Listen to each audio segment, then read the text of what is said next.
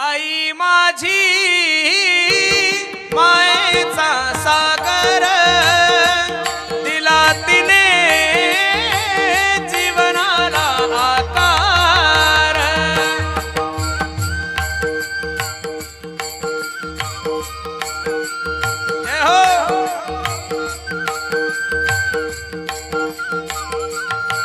हो आई माझी मायेचा सागर दिला तिने जीवनाला आकार।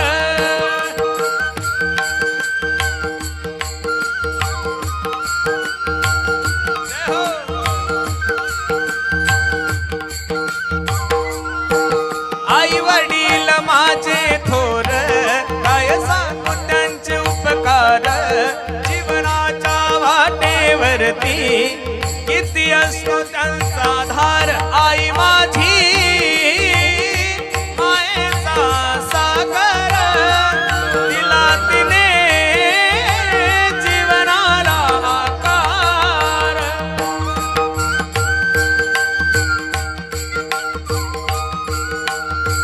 जय हो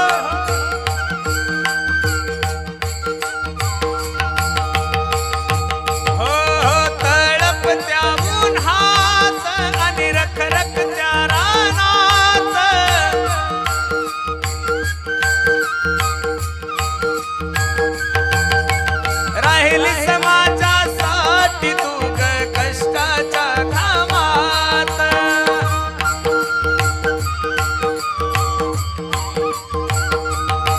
कधी मिळेल मुठभर घास हो कधी घडे तिला उपवास।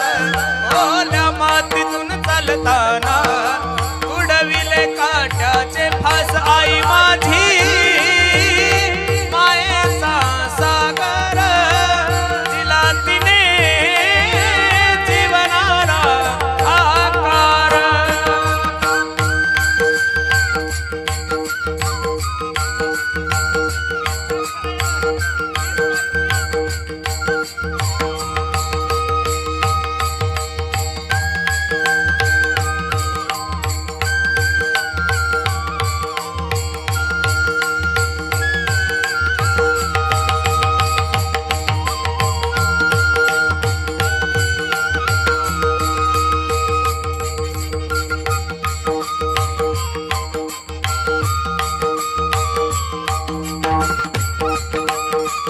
जय हो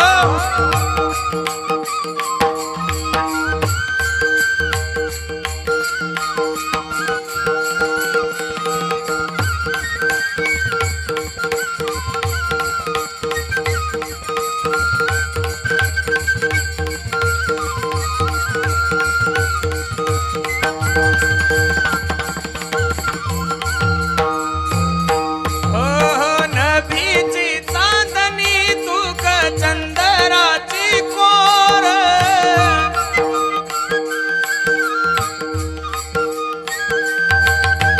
शीतल तुझी छाया मला हवी जीवनभर।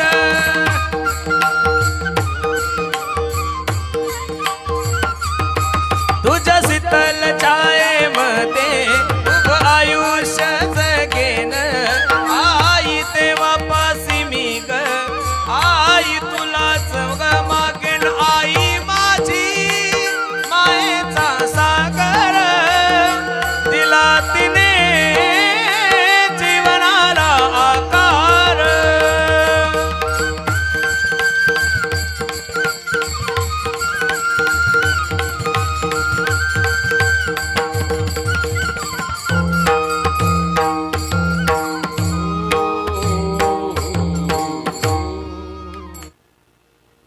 जीवनामध्ये नाही काही करता आलं तर प्रत्येकाने आपल्या आई वडिलांची सेवा करा। ज्या दिवशी जीवनातला बाप जाईल त्या दिवशी माणसाच्या जीवनातला आधार वड जातो। महाराज तुमचा बाप म्हातारा जरी असला तरी तो घरात जरी असला तरी तो घराचा आधार वड आहे। दोन गोष्टी माझ्या काळजावर लिहून ठेवा गड्या। संसार करत असताना बापाला भ्यान, परमार्थ करत असताना पाप करायला भ्या, तो व्यक्ती जीवनामध्ये मोठा होतो। बाप जोपर्यंत जिवंत आहे तोपर्यंत कळत नाही, गेल्यानंतर परत मिळत नाही। सचिन तेंडुलकर सारख्या क्रिकेटरला ज्यावेळेस भारतरत्न पुरस्कार जाहीर झाला ना त्यावेळेस त्यांची मुलाखत घेतली। कसं वाटतंय तुम्हाला? त्यावेळेस सचिन तेंडुलकर सांगतात, मी आज जगातला सगळ्यात मोठा क्रिकेटर आहे, मास्टर सचिन तेंडुलकर म्हणून माझी ओळख आहे. माझ्यासारखा क्रिकेटर याच्या अगोदरही झाला नाही, माझ्यासारखा क्रिकेटर याच्या नंतरही होणार नाही. माझे एवढे शतक, माझे एवढे 50, माझे एवढे 4, माझे एवढे 6 कोणी मारले नाहीये. माझी कला, माझं कौशल्य पाहून या देशाने भारतरत्न पुरस्कार मला दिला. पण सांगू का तुम्हाला, हे सगळं सुख पाहण्यासाठी माझे वडील रमेश तेंडुलकर जिवंत असते तर मला अजून बरं वाटलं असतं दादा. या महाराष्ट्राचे हिंदवी स्वराज्याचे संस्थापक छत्रपती शिवाजी महाराज या महाराष्ट्राचे राजे झाले. सर्व किल्ले माझ्या राजाच्या ताब्यात आहे. 32 मन सोन्याच्या सिंहासनावर माझा राजा विराजमान आहे. सोन्याचं मुकुट माझ्या राजाच्या डोक्यामध्ये असताना राजा रडायला लागला. माझ्या जिजाबाई साहेबांचा प्रश्न आहे, राजे काय झालं रडायला तुम्हाला? तुम्ही या महाराष्ट्राचे राजे आहात, सर्व किल्ले तुमच्या ताब्यात आहे, 32 मन सोन्याच्या सिंहासनावर तुम्ही विराजमान आहात, सोन्याचं मुकुट तुमच्या डोक्यामध्ये, मग रडता का? त्यावेळेस रडता रडता या जनतेचा लाडका राजा आपल्या आईला सांगत होता, आई मी या महाराष्ट्राचा राजा आहे ग.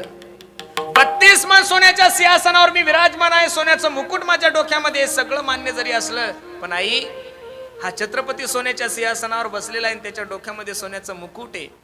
हे सगळं सुख पाहण्यासाठी तुझ्या डोक्याचं कुंकू माझा बाप शहाजीराजा जिवंत असता तर मला अजून बरं वाटलं असतं. म्हणून माझी विनंती दादा, पैशाच्या जगामध्ये काय भेटत नाही हो, पैसों से खाना मिल सकता है ना, पैसों से खाना मिल सकता है, लेकिन पैसों से कभी बाजार में भूख नहीं खरीद सकते आप लोग. पैसों से किताबें खरीद सकते हो, लेकिन पैसों से कभी बाजार में ज्ञान नहीं खरीद सकते. पैसों से अच्छा बिछाना खरीद सकते हो, लेकिन पैसों से कभी बाजार में नींद नहीं खरीद सकते. उसी तरह पैसों से बहुत अच्छी बीवी आप लोगों को मिल सकती है, लेकिन पैसों से एक बात इस बाजार में नहीं मिलती, उसे माँ बाप कहते हैं. म्हणून माझी विनंती दादा, तुम्हाला प्रत्येकाने आपल्या आई वडिलांची सेवा करा.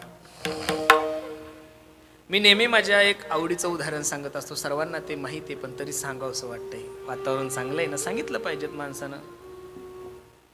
एका माय माऊलीचा डोळा खराब झाला हो दादा, रडायला लागली ती.